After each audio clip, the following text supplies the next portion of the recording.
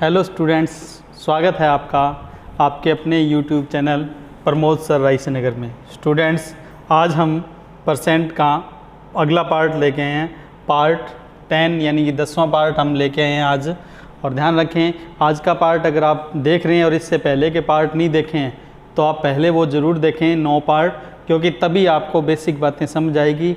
मैंने बेसिक से ही स्टार्ट किया है, तो आज के पार्ट में कुछ ऐसी मतलब जो फैक्ट हैं वो यूज़ करेंगे हम, जो पहले आपको वीडियो में सिखा चुका हूं। तो पहले 9 वीडियो देखकर ही 10वीं वीडियो को देखें, आपको अच्छे से समझ आएगा। ठीक है स्टूडेंट्स, ज़्यादा टाइम ना लेते हुए आज का अपना पहला क्वेश्चन देखिए। आप पहला क्वेश्चन क्या है अपने पास, राम अपने धन का 16% भाग अपने पुत्र को तथा कुल धन का 75%। देखो 16% तो किसको दे दिया, पुत्र को, और टोटल का ध्यान रखना, कुल का, कुल धन का, कुल जो भी अमाउंट है उसका 75% अपनी पत्नी को देता है, वाइफ को देते हैं, एवं शेष 3024 रुपये अपने पास रख लेते हैं। तो बताओ पत्नी को कितना धन मिला। अच्छा सवाल है, इंपॉर्टेंट सवाल है। आज जो जितने भी हम सवाल करेंगे वो इसी तरीके के होंगे, और इन सवालों को अपने को कैसे करना है देखिए। अपने यूँ करते हैं, उसकी अमाउंट एक बार मान लेते हैं हम 100। ठीक है, जैसे हम 100 मानेंगे, 100 मानने के बाद क्या होगा बच्चों, उस 100 में से 16 तो किसको दे दिया, बेटे को, पुत्र को दे दिया, फिर 75 किसको दे दिया। बस ये मेन बात ध्यान रखनी है, कुल धन का है, ठीक है ना, कुल धन का। तो 75 दे दिया किसको, पत्नी को, बाकी जो बच गया अपने पास। ठीक है, तो देखो आपके सामने सारा जो भी है डाटा को इस तरह से मैंने लिख कर बताया। देखो टोटल कितना मान लिया हमने, उसका 100 मान लिया।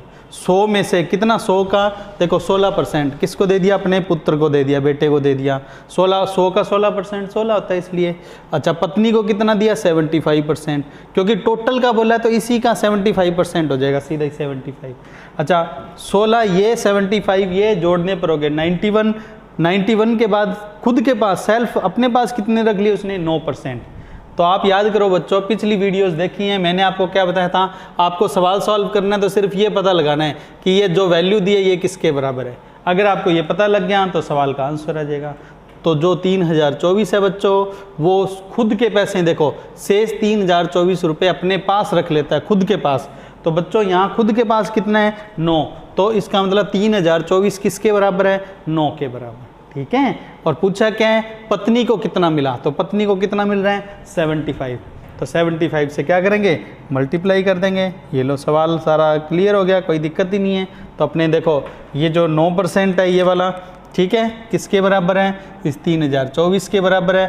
3024 क्यों है बच्चों, ये 3024 के बराबर क्यों है, क्योंकि ये 3024 क्या है, खुद के पास रखा हुआ धन है, जो उसने स्वयं के पास रखा है। ठीक है ना, तो जो 3024 है वो खुद का पैसा है जो उसने अपने पास रखा है, और वो यहाँ पर है 9। तो 9% 3024 के बराबर है बच्चों। 9 चला जाएगा नीचे, ठीक है, 3024 के नीचे आ जाएगा 9, इंटू में क्या आएगा, पत्नी का धन, ये 75 मल्टीप्लाई में आएगा।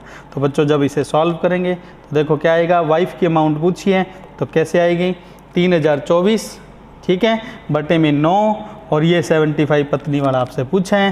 ठीक है बच्चों, 9 से काट दो जाएगा, 9 3 27, 3 2 बच गया, 9 3 27, फिर बच गया 5 और 4 9 6 54।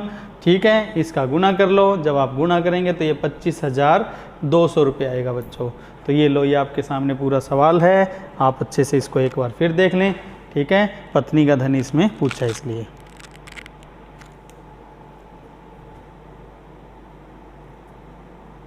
ओके स्टूडेंट्स, अब अपने अगला सवाल लेते हैं। देखो अगला सवाल क्या है आपके पास, देखिए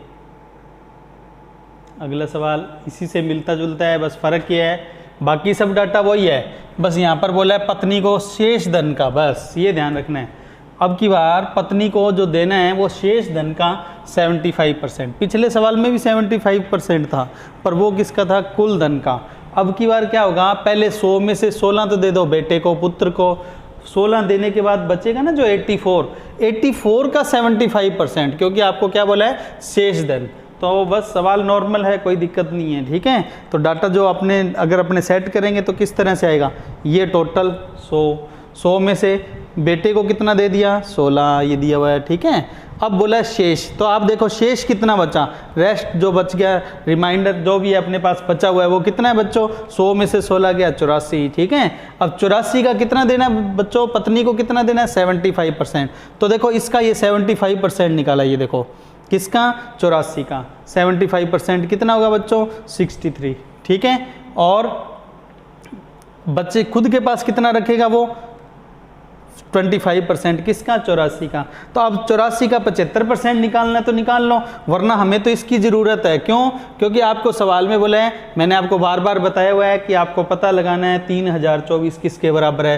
तो बच्चों 3024 क्या है, वो धन है जो उसने अपने पास रखा है। तो उसने अपने पास कितना रखा है 84 का 75% पत्नी को दे दिया, 84 का 25% अपने पास रखा है। और पूछा किसका है, पुत्र का। तो पुत्र का तो कोई दिक्कत नहीं है, ये पड़ा है हमारे पास। अब स्वयं के पास ये निकालनी है वैल्यू तो निकालो, वरना इसको मत निकालो क्योंकि फिलहाल जरूरत नहीं है। आप सीधा ही करो, कैसे 84 का 25% खुद के पास रखा है, क्योंकि 84 का शेष का 75% दिया पत्नी को, तो शेष का 25%। अब याद करो 25% का मतलब क्या होता है बच्चों, 25% का मतलब होता है 1/4, 1/4। तो इसका चौथा हिस्सा 4 से डिवाइड कर दो, 84 को 4 से डिवाइड करेंगे बच्चों कितना आएगा 21, ये उसने अपने पास रखा है। और 84 का 75% निकालना है तो निकाल लो, ज़रूरत नहीं है, वो आपकी इच्छा है, ज़रूरत नहीं है तो छोड़ दो, ठीक है। निकालना तो निकाल लो, कैसे निकालेंगे, 75% चाहिए, 25% तो हमने निकाला ही है 21, 25% 21 है तो 75% ट्रिपल हो जाएगा, 21 दिए 63,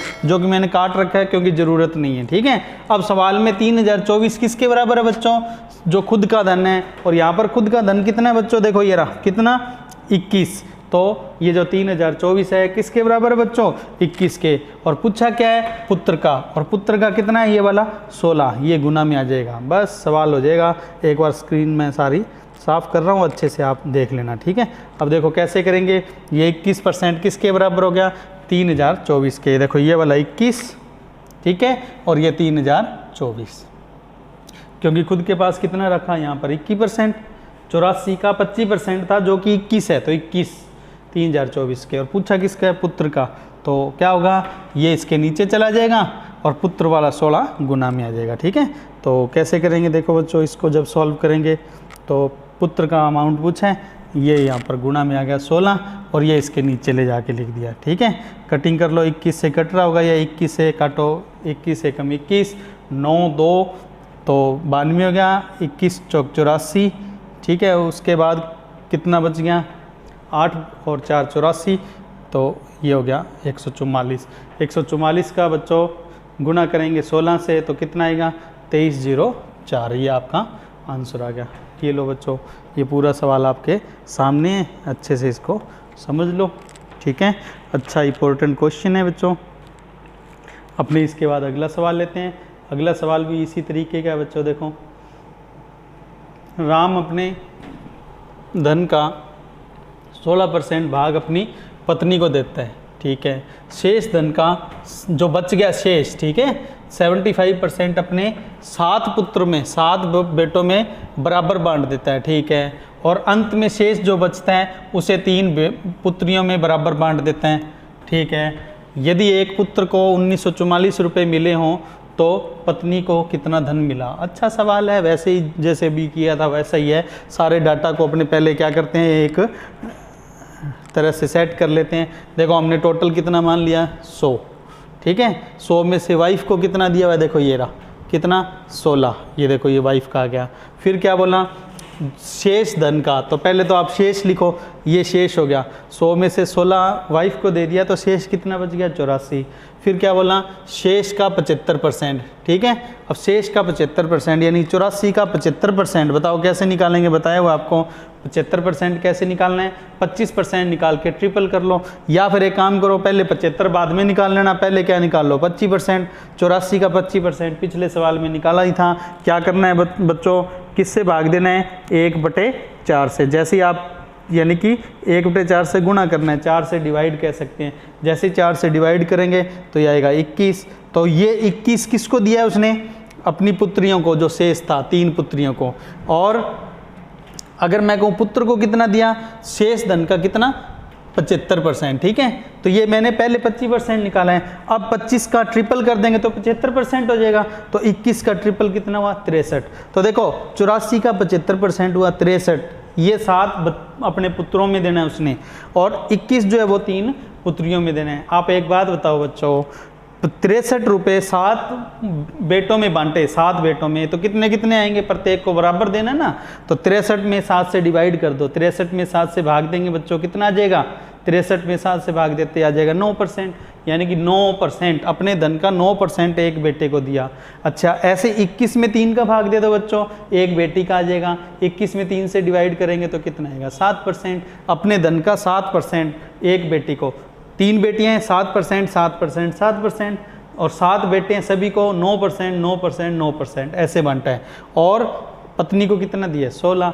अब अपने को सबसे पहले सवाल में क्या पता लगाना होता है? जो वैल्यू है, देखो ये वैल्यू 1944 किसके बराबर है? बस पता लगते ही आंसर आ जाएगा कि ये 1944 क्या है? एक पुत्र का धन, और एक पुत्र का हमने अभी निकाला था 9%, तो ये वैल्यू 9% के बराबर है। ठीक है, 9% के बराबर 1944 है, 9 नीचे चला जाएगा।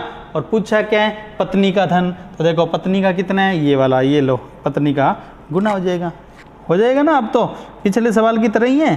तो देखो कैसे करेंगे अब इसको, एक देखिए आप आगे देखो, प्रत्येक लड़के को कितना मिल रहा है? तो देखो 63 में क्या करेंगे?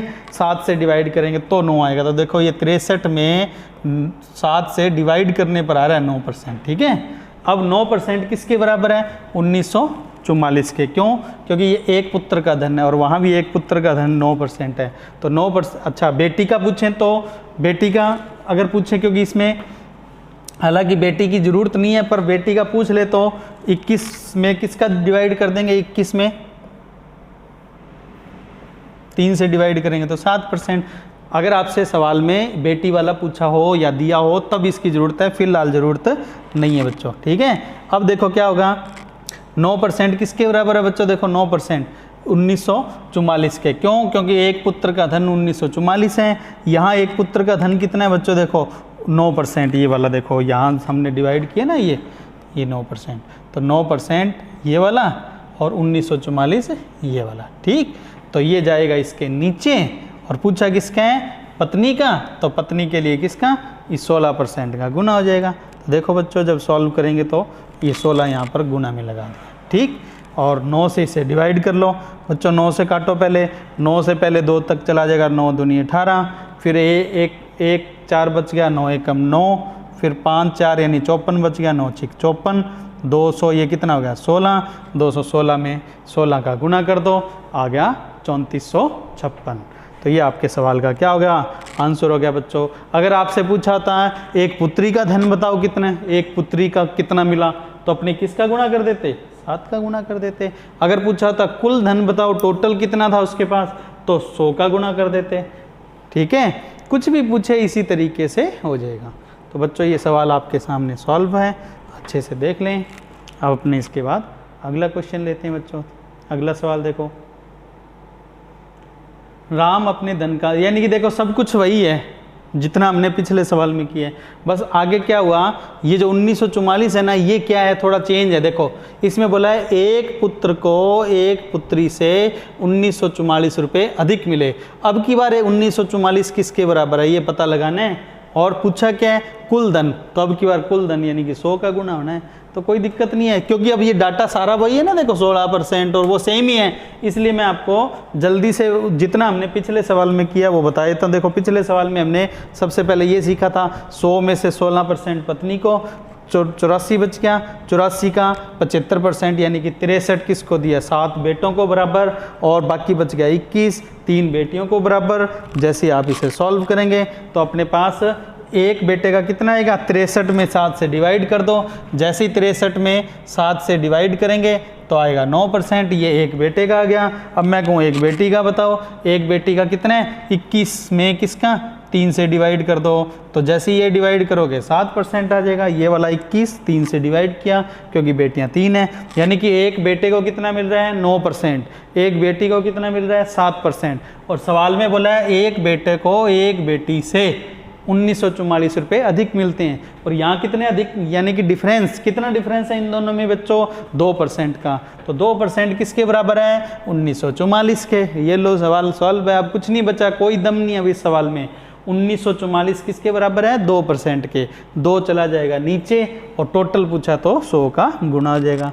देखो इसको कैसे करेंगे, डिफरेंस देखो ये घटा के बताया 2%, 2% किसके बराबर हो जाएगा बच्चों, 1944 के। तो देखो ये तो 1944 है, ये वाला ये 2% है, ठीक है। ये इसके नीचे जाएगा और इनटू में ये टोटल पूछा तो 100 का गुणा हो जाएगा। तो देखो ये जो 100 है इसका यहाँ पर ये गुणा हो रहा है, ठीक है। अगर पूछे पत्नी का धन बताओ तो गुणा में 16 लगा देंगे, कोई दिक्कत ही नहीं है, ओके।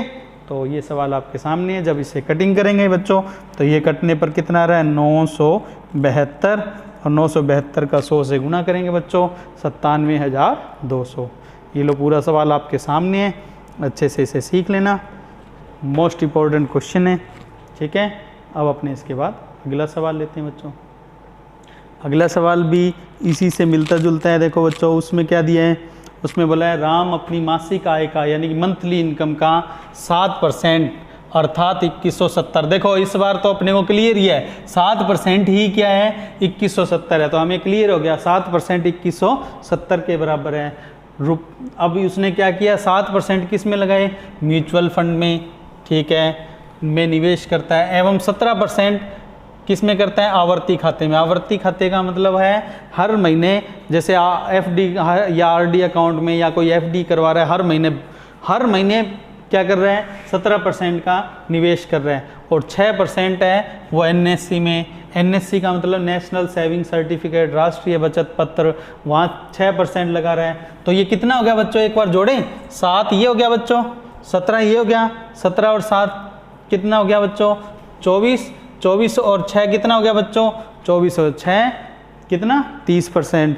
तो बच्चों 30% तो ये हो गया। इसके बाद बाकी कितना बच जाएगा, 70%। फिर देखो आपको बोला है शेष मतलब जो हमने अभी निकाला है 70% का कितना, 60% खर्च कर देता है, ठीक है।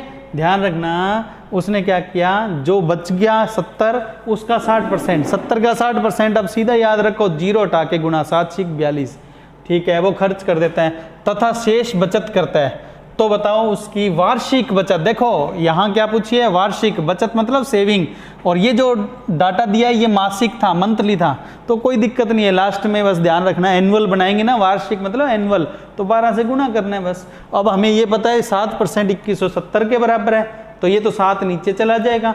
इनटू में गुना में क्या लगाना है बच्चों, बचत लगानी है। अब बचत का परसेंट हम अभी निकाल सकते हैं, वैसे तो बिना कॉपी पेन का सवाल है, अच्छे से सीख लेते हैं और सॉल्व कर लेंगे। एनुअल पूछा इसलिए 12 का गुना और करना पड़ेगा बस, ठीक है। तो बच्चों सबसे पहले देखो म्यूचुअल फंड में 7%, फिर उसके बाद आवर्ती खाते में कितना गया, 17%, उसके बाद एनएससी में कितना है, 6%। तो ये जोड़ें तो बच्चों ये इनको जोड़ दो, देखो जोड़ने पर ये कितना है बच्चों, ये आ गया 30%। अब ये 100 में से मान लो उसके पास 100 है, 100 में से 30 तो उसने इनमें लगा दिए, बाकी कितने बच गए बच्चों उनके पास, उसके पास 70 बच गए।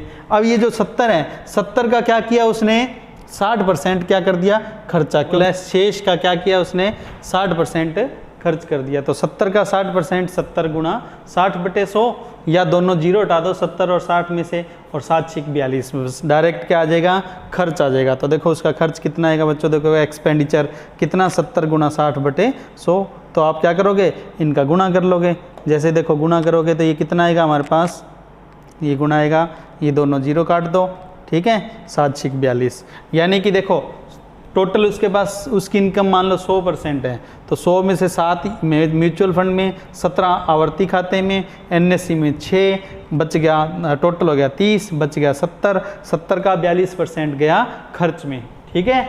अगर आपसे पूछें कि आपको सेविंग, क्योंकि अपने को तो सेविंग पूछी ना, तो आप चाहो तो सेविंग सीधा भी निकाल सकते थे कि 70 का 60% खर्च हो गया तो 70 का 40% सेविंग होगी। 70 का 40%, 7 चौक 28 सीधा भी निकाल सकते हो। या फिर ये जो 70 का 42% निकाल लिया ना, 70 का 42 निकाल लिया खर्च, 70 में से 42 माइनस कर दो, तब भी सेविंग आ जाएगी। तो बच्चों देखो सेविंग कितनी है, 70 में से 42 घटाया 28। तो अगर वो 100 रुपये उसकी इनकम है तो उसमें से 28 उसकी सेविंग है। अब देखो हमारे पास डाटा में शुरू में दिया था 2170, किसके बराबर है 7% की, ये देखो वही लिखा है तो ये गया नीचे। लेकिन ध्यान रखना ये क्या है मंथली, लेकिन पूछा क्या है एनुअल यानी कि वार्षिक। अगर वार्षिक पूछा है तो अपने को ध्यान रखना 12 का गुणा और करना है। तो आप क्या करोगे जब इसे सॉल्व करोगे तो देखो सॉल्व करते टाइम क्या होगा, एनुअल सेविंग है ना, उसके लिए 7 तो ये नीचे गया और आपसे पूछा वार्षिक बचत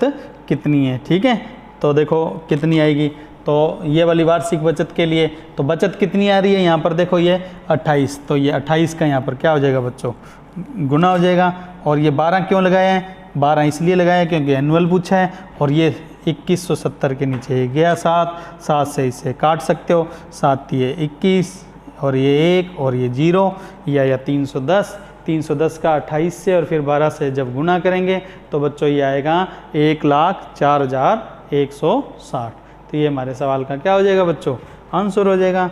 ठीक है, और आप इसको अब इस तरह से सॉल्व कर सकते हैं। ठीक है, अच्छे से इसको सीख लेना। अब अपने इसके बाद अगला सवाल लेंगे बच्चों। अगला सवाल देखना आप इसी तरीके का ही है, इससे थोड़ा सा मिलता जुलता।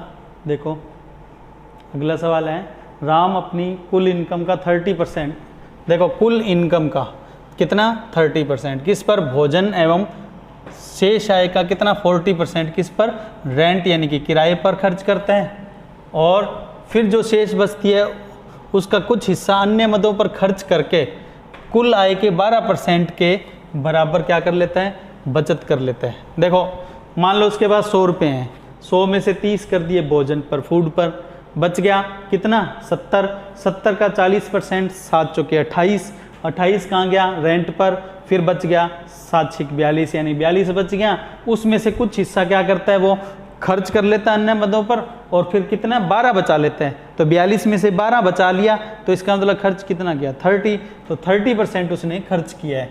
सवाल में वैल्यू देखो कौन सी पता है हमें अन्य मदों। अब देखो इसमें बोला यदि उसका अन्य मदों का खर्च मासिक किराए पर जो खर्च है, ठीक है, कितना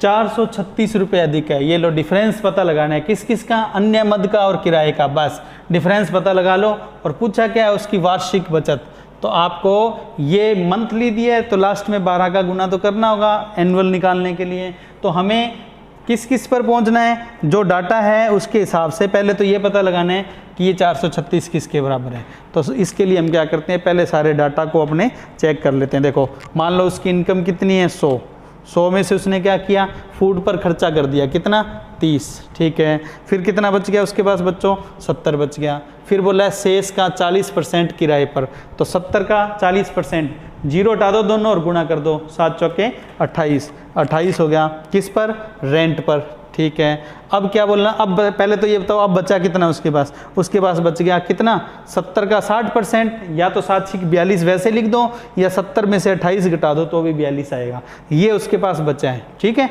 अब इसमें से उसने क्या किया कुछ खर्चा किया अन्य मदों पर, और उसके बाद 12% के बराबर क्या कर ली उसने सेविंग कर ली। तो इस 42 में से 12 सेविंग है, बाकी क्या हो गया अन्य मदों पर खर्चा। तो देखो सेविंग 12 दी है सवाल के अंदर, तो 42 में से 12 गया, बाकी कितना रह गया बच्चों। अच्छा एक चीज़ ध्यान रखना बच्चों, यहाँ पर जो बचत है ना कुल इनकम के 12% के बराबर है। कुल मतलब 100 का 12% 12 होता है, इसलिए सीधा 12 लिखा हुआ है, ठीक है। 42 में से 12 घटा दो बच्चों, 42 में से 12 घटाते कितना आएगा बच्चों, अदर जो खर्च हुआ है वो आ गया, कितना आ गया बच्चों, अदर जो खर्चा है वो 30 आ गया। अब देखो सारा अपने पास डाटा क्लियर है, अब सिर्फ ये पता लगाना है कि ये 436 किसके बराबर है। तो 436 क्या है, अन्य मद और किराए का डिफरेंस। तो देखो अन्य मद कौन सी है इनमें से बच्चों, देखो अन्य मद है हमारे पास ये रही कितनी 30, और किराए वाली कौन सी इसमें से 28। इन दोनों का डिफरेंस कितना है बच्चों, पता लग रहा है 2% किसके बराबर है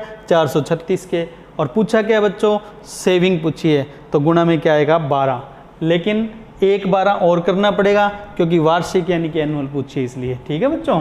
तो जब आप इसे सॉल्व करोगे देखो बच्चों किस तरह से सॉल्व हो जाएगा ये। सबसे पहले तो देखो ये घटा लो क्योंकि ये डिफरेंस बोल रहा है अन्य मद और किराए पर मासिक खर्च से कितना है बोलो, 436 रुपये अधिक है। तो इन दोनों का डिफरेंस कितना है बच्चों, 2%, और ये 2% किसके बराबर हो जाएगा बच्चों, 436 के बराबर हो जाएगा। देखो ये हमारे पास यहाँ पर दोनों मद आ रही हैं, कौन कौन सी, एक तो किराए की है कौन सी, ये रही रेंट यानी कि 28%, और अन्य मद कौन सी है, ये रही 30%। इन्हीं को वहाँ घटाया है 2% किसके बराबर है, 436 के बराबर है।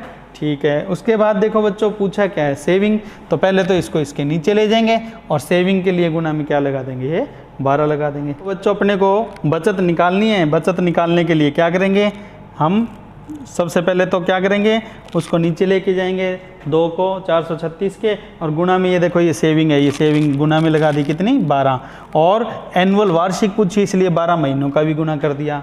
ठीक है बच्चों, 2 से इसे काट लो, 218 का 12 से, फिर 12 से जब गुना करेंगे तो बच्चों ये कितना निकल कर आएगा, 31,392। तो ये हमारे सवाल का क्या हो जाएगा, आंसर हो जाएगा बच्चों। ये लो सारा सवाल क्लियर, कोई डाउट है तो दोबारा देख लेना, वीडियो को अच्छे से समझ लेना। ठीक है बच्चों, अब देखो अगला जो सवाल है वो भी इसी तरीके का ही है, अच्छे से आप समझें, देखें, मेरे बताने से पहले कर लेना। राम अपने कुल खर्च का, देखो यहाँ पर एक नया शब्द आया है, कुल खर्च। पहले जो सवाल पढ़ रहे थे ना उनमें लिखा था कुल आय का इतना % खर्च करता है, ऐसा कुछ। अब की बार क्या है, कुल खर्च का 40%, यानी कि इस सवाल में अपने जो शुरुआत में 100 मानेंगे ना तो वो 100 क्या होगा, कुल खर्च होगा, कुल इनकम नहीं होगी, ये बात ध्यान रखना। ठीक है बच्चों, अब अपने क्या करते हैं, जो इसमें डाटा दिया है कुल खर्च का 40%, तो जो दिया है वैसे लिख लेते हैं। हमने पहले एक्सपेंडिचर, पिछले सवाल जो हमने किए उसमें इनकम 100 मानी थी, अब की बार खर्च क्या मानते हैं अपने, 100। कुल खर्च का कितना, 40%, किस पर, भोजन पर। तो इसका 40% निकाल लो बच्चों, इसका 40% कितना आ गया, 40 आ गया। ठीक है, और शेष, अब बताओ इसके बाद शेष कितना बच जाएगा, 100 में से 40 गया, बच गया 60। अब 60 का कितना % बच्चों बोला आपको, 70%। तो 60 का 70% डायरेक्ट निकाल दो, 0 हटा के गुना कर दो, या 60 गुना 70/100, या दोनों 0 हटाओ और गुना करो, 7 और 6 का गुना 42। तो 42 यानी कि 42 किस पर हो गया, रेंट पर। तो यहाँ देखो ये 42 किस पर कर दिया, रेंट पर। अभी भी कितना बच जाएगा उसके पास, 60 में से 42 घटाने के बाद कितना बच जाएगा, 18, या 60 का 30%, क्योंकि 60 का 70% इधर खर्च हो गया, बाकी बच जाएगा 60 का 30%। 60 का 30% कितना हो जाएगा बच्चों, 18। ये क्या है, उसके अदर एक्सपेंस जो भी है, अलग जो अन्य खर्चे हैं, देखो अन्य मदों पर खर्चा जो बच गया। अब देखो कुल खर्च 100 का 40 गया फूड पर, बच गया 60 का 70% यानी कि 42 गया रेंट पर, फिर बच गया कितना, 60 का 30% यानी कि 18, ये अन्य मदों पर यानी कि अदर जो एक्सपेंस है उन पर गया। अब उसके बाद आपके पास सवाल क्या है वो देखो, यदि वह मासिक 2300 रुपये बचाता है, 2300 रुपये की सेविंग करते हैं। देखो यहाँ तो सब खर्चे की बात चल रही है, सेविंग की बात तो कहीं हुई नहीं इनमें, चलो कोई बात नहीं, आगे पढ़ो। यदि उसका भोजन पर मासिक खर्च, किस पर, भोजन पर मासिक खर्च अन्य मदों पर मासिक खर्च से 2794 रुपये अधिक हो, अधिक या कम हो, ऐसे तब ऐसा सवाल आए तब क्या होता है वो डिफरेंस। अब ये डिफरेंस किसका लेना है, भोजन का और अन्य मद का। तो देखो बच्चों भोजन पर कितना है 40 और अदर कितना है हमारे पास 18, 40 और 18 को डिफरेंस घटाओ, क्या होगा इनका, जब घटाएंगे तो ये आएगा 22। इसका मतलब ये जो 2794 है ये किसके बराबर है बच्चों, 22 के।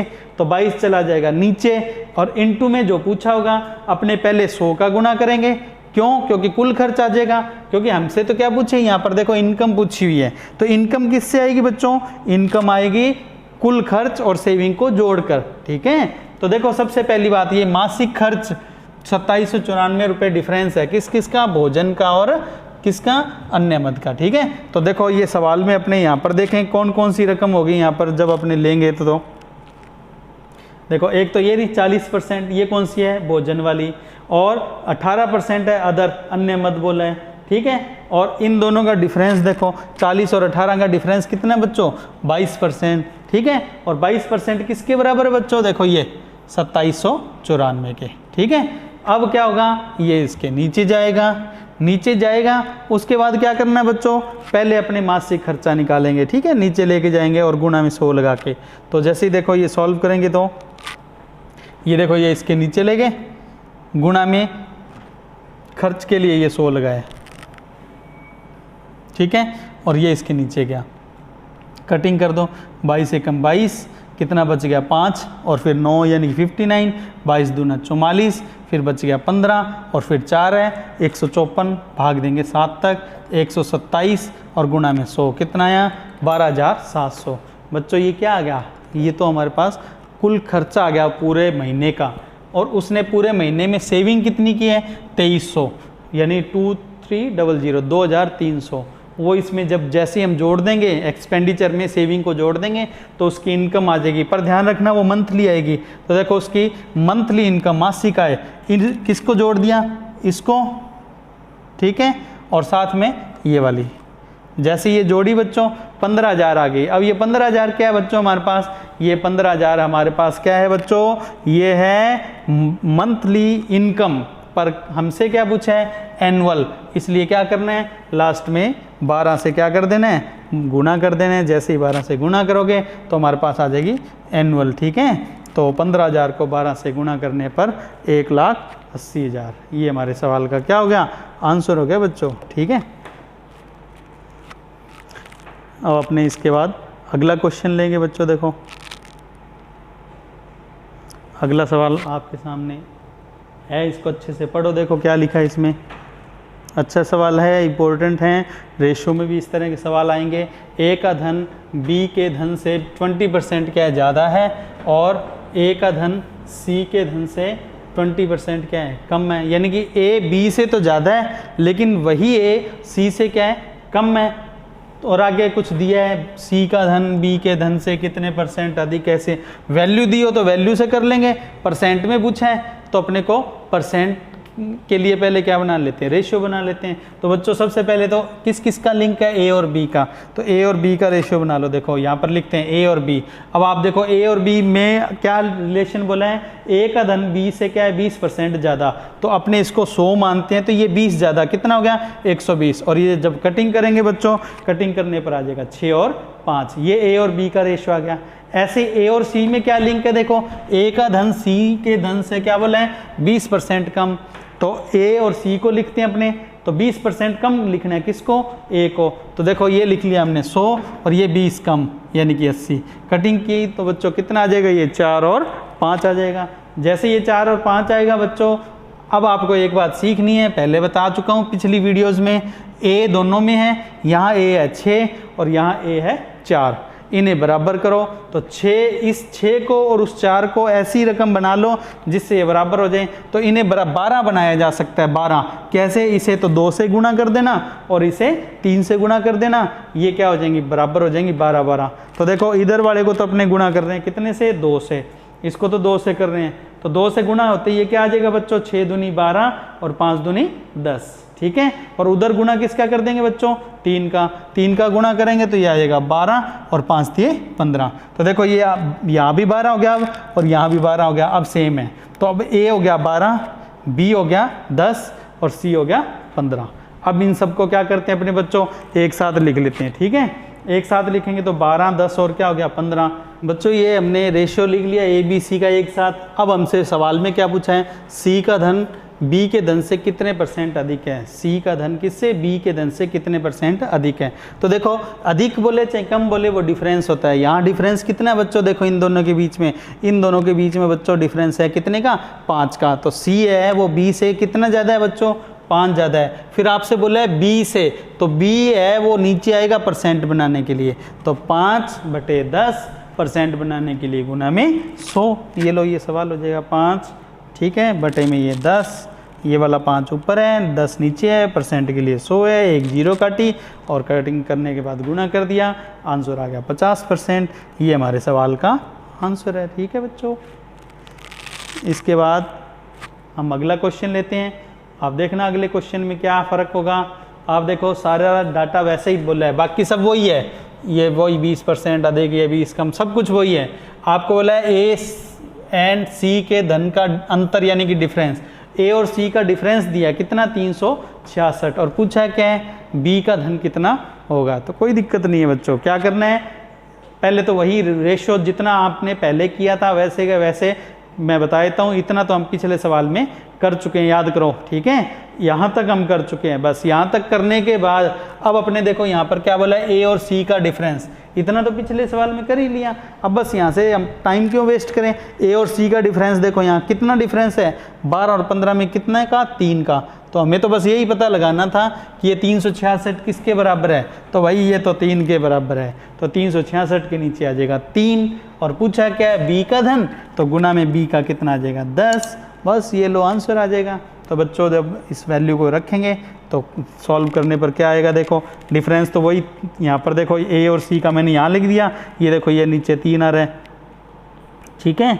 और जब अपने सॉल्व करेंगे तो हमारे पास कैसे आएगा ये 366, ठीक है। वो सवाल में ये 366 किसके बराबर 3 के बराबर, ये रहा ये 3 नीचे, चाहे ये वाला मान लो एक ही बात है, और गुना में ये वाला बी का पूछा ये, ठीक है। सॉल्व करने पर देखो ये 3 से काटेंगे तो ये आ रहा है 122, 122 का 10 से गुना करेंगे तो 1220। ये लो हमारे पास सवाल का क्या हो गया आंसर हो गया बच्चों, ठीक है। तो जब आप सॉल्व करेंगे तो ये आंसर 1220 आ जाएगा, ठीक है। अब ये पिछले सवाल का ही आगे बढ़ाया हुआ रूप था, ओके। तो अपने अब इसके बाद अगला सवाल लेते हैं। अगला सवाल मोस्ट इंपॉर्टेंट है बच्चों, ढंग से पढ़ो। देखो इस सवाल को कैसे किया जाता है, इस तरह का सवाल मिल जाए तो देखो इस सवाल को पढ़ो। इसमें बोले हैं एक परीक्षा में कुल 200 प्रश्न हैं, प्रत्येक सही प्रश्न के लिए 3 अंक मिलते हैं। यानी कि 200 प्रश्न हैं, अगर सारे सही हैं तो 200 गुणा 3 600, यानी कि पेपर कितने नंबर का है 600 नंबर का। लेकिन किसी ने गलत किया ना तो -1 यानी कि उसका 1 मार्क्स 1 अंक क्या होगा कट जाएगा। किसकी वजह से, गलती की वजह से। यदि मोनू को उस परीक्षा में 480 अंक प्राप्त हुए हों तथा उसने सभी प्रश्न, उसने प्रश्न भी सारे किए देखो, और नंबर कितने हैं 480, तो बताओ उसके कितने प्रश्न क्या हुए हैं गलत, यानी कितने प्रश्न उसने गलत किए। बच्चों सिर्फ 3 से 5 सेकंड का सवाल है, बिना कॉपी पेन, कोई कॉपी पेन की ज़रूरत नहीं है, ठीक है। कैसे, अगर सारे प्रश्न उसके सही होते तो कितने नंबर आते बच्चों बताओ। सारे प्रश्न सही होते तो 200 गुणा 3 कितने आते हैं 600, ठीक है। 600 नंबर आते हैं, पर आए कितने 480। 600 में से 480 आए हैं तो इसका मतलब कितने उसके नंबर कट हो गए 120, 120 नंबर कम हो गए, यानी कि कट गए। अब आप एक बात बताओ, अगर एक क्वेश्चन गलत होता है तो उसके कितने नंबर का फर्क पड़ता है। तो देखो 1 नंबर का तो 3 नंबर का तो फर्क क्या पड़ गया, उसको जो गलत हो गया मिलना सही होने पर जो 3 मिलने थे 1 वो गए, और साथ में 1 उसका क्या हो गया माइनस भी हो गया। तो अगर एक प्रश्न गलत होता है ना तो टोटल में से 4 की कमी हो जाती है। और वैसे कमी कितनी है हमने अभी पता लगाया था, 600 में से 480 आए हैं तो 120 की कमी है, और एक प्रश्न गलत होने पर 4 की कमी होती है। तो इसका मतलब कितने प्रश्न उसके गलत हो गए, 120 में 4 से भाग दे दो बच्चों, कितना आ जाएगा 30, यानी कि उसके 30 क्वेश्चन गलत हैं, ठीक है बच्चों। चलो अपने इसको क्या करते हैं यूँ करके देख लेते हैं। जैसे करेंगे देखो क्या क्या आएगा। सबसे पहले अगर उसके सभी प्रश्न सही होते तो उसके अंक आते, कितने आते हैं 200 गुणा 3 कितना आता बच्चों 600, ठीक है। अब हुआ क्या, उसके अंकों में कितनी कमी हुई 600 में से, ये देखो ये जो 600 है इस 600 में से क्या करो जो उसके आए हैं, कितने आए हैं 480, तो कितने अंक उसके कम आ गए 120, ठीक है। एक प्रश्न अगर गलत होता है तो कितने नंबर की कमी हो जाती है, देखो एक प्रश्न गलत होने पर अंकों में कमी, तो 3 नंबर जो उसको मिलने थे सही होने पर वो गए और 1 नेगेटिव, तो टोटल कितने का फर्क पड़ गया 4 का। 4 नंबर का फर्क पड़ जाता है एक क्वेश्चन गलत होने पर, और यहाँ पर कितना फर्क है 120 का। तो 120 में क्या करोगे बच्चों 4 से भाग दे दो, 4 से भाग देते कितना है बच्चों 30, यानी कि 30। ये उसके क्या हो गए प्रश्न जो गलत हैं उनकी संख्या आ गई, ठीक है बच्चों। ये लो मोस्ट इंपॉर्टेंट क्वेश्चन है ये बच्चों, ध्यान रखना, ठीक है। अब अपने इसके बाद कर रहे हैं अगला प्रश्न, ठीक। ये देखो अगला प्रश्न क्या है बच्चों, परीक्षा में राम को सीता की अपेक्षा 40% अधिक। देखो अपेक्षा शब्द का मतलब होता है कंपैरिजन, यानी कि कंपैरिजन करके अगर क्या करें, राम के सीता के जो नंबर है ना, मान लो सीता के नंबर हैं 20% मान लो, तो राम के कितने होंगे, 20 का 40% ज़्यादा, 20 का 40%, सीधा 40 नहीं जोड़ेंगे, 20 में 40 जोड़कर 60 नहीं बोलेंगे, 20 का 40% होता है 8 ज़्यादा होंगे, 20 और 8 28, समझ गए। तो ध्यान रखना कंपैरिजन का मतलब जो परसेंट है वो निकाल कर वो प्लस माइनस करना है, ठीक है। फिर सीता को मोती की अपेक्षा 25% कम, यानी कि उसके मार्क्स से कंपैरिजन करना है, जितने मार्क्स हैं उससे कंपैरिजन।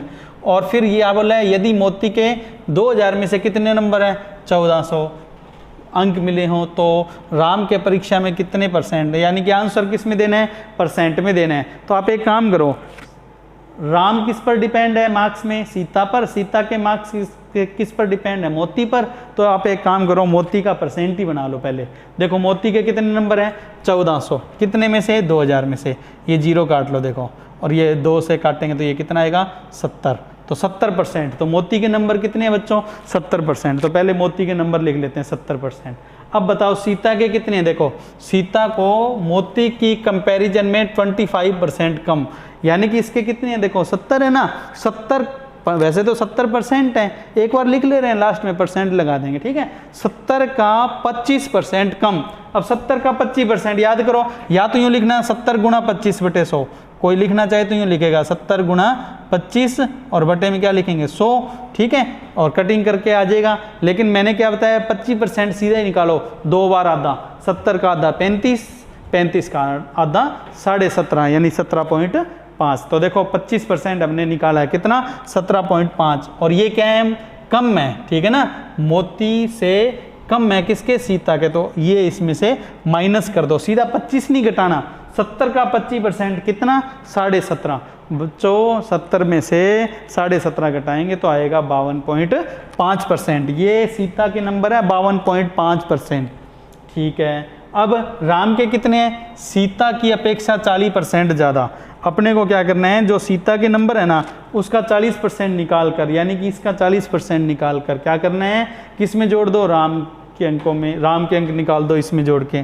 तो अब इसका 40% कैसे निकालें बच्चों, इसका 10% निकाल के और 4 से गुणा कर दो, ठीक है। तो इसका 10% होगा, ये पॉइंट यहाँ लग जाएगा 5.25, 5.25 को डबल कर लो 10.50, और 10.50 को क्या हो गया, 20% हो गया, 5.25 तो हुआ 10%, ठीक है, 10.50 हुआ 20%, और 10.50 का डबल हुआ 21, और वो क्या हो गया 40%। तो इसमें 40% इसका निकालेंगे, वो आएगा बच्चों 21, 21 जोड़ते ही राम के नंबर आ गए 73.5, और आगे क्या लगा देंगे, परसेंट। तो आंसर क्या आया, 73.5%। बच्चों ये किसके नंबर आ गए, ये राम के नंबर आ गए। ये लो, ये सवाल ख़त्म है।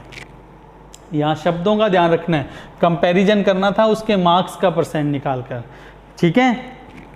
एसएससी में आया हुआ सवाल है।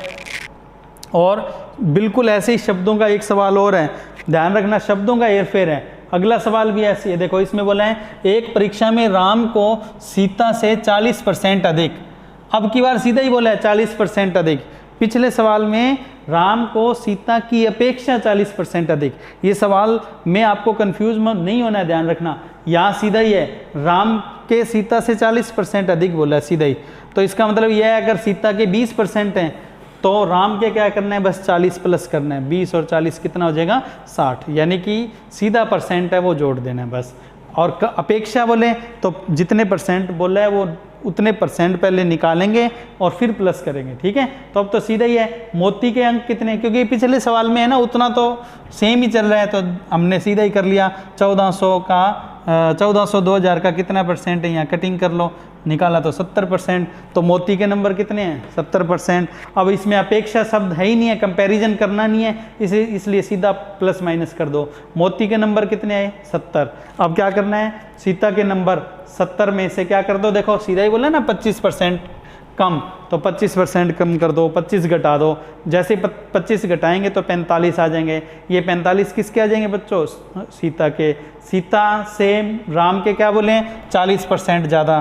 तो बस इसमें जैसे आप 40 जोड़ दोगे बच्चों, 40 जोड़ते किसके आ जाएंगे, राम के आ जाएंगे। कितने आ जाएंगे बच्चों, 85%। तो ये आपके सवाल का क्या हो गया, आंसर। ध्यान देना, अब पिछले सवाल को एक बार दोबारा देखना, दोनों सवालों में फ़र्क जानना, कंफ्यूज नहीं होना है, कोई डाउट नहीं रखना माइंड में। एक में कंपैरिजन बोला है तो जो मार्क्स हैं उसका परसेंट निकाल कर जितना बनता है वो प्लस माइनस करना है, और ये सीधा ही बोला है बिना कंपैरिजन के, ठीक है ना। तो अच्छे से इनको समझ लें। तो ये हमारे आज के सेशन का लास्ट क्वेश्चन था बच्चों। ये हमारे कुछ सोशल प्लेटफॉर्म हैं जिन पर आप हमसे संपर्क कर सकते हैं। आपको टेलीग्राम का ग्रुप है वो ज़रूर ज्वाइन करना है, जिसका लिंक आपको इस वीडियो के डिस्क्रिप्शन में भी दिया हुआ है। ज़्यादा से ज़्यादा आप वीडियो जो है हमारे चैनल है उसको सब्सक्राइब करवाएं, अपने साथियों से उनसे जुड़ें, उन्हें जोड़ें और मेहनत करें। और ध्यान रखें बच्चों, आपके लिए इतनी मेहनत कर रहे हैं तो लाइक, शेयर और कमेंट है वो ज़रूर करें। और आज का जो सेशन है यही समाप्त करते हुए बच्चों, जय हिंद, जय भारत। थैंक यू बच्चों, मिलते हैं अगली वीडियो में।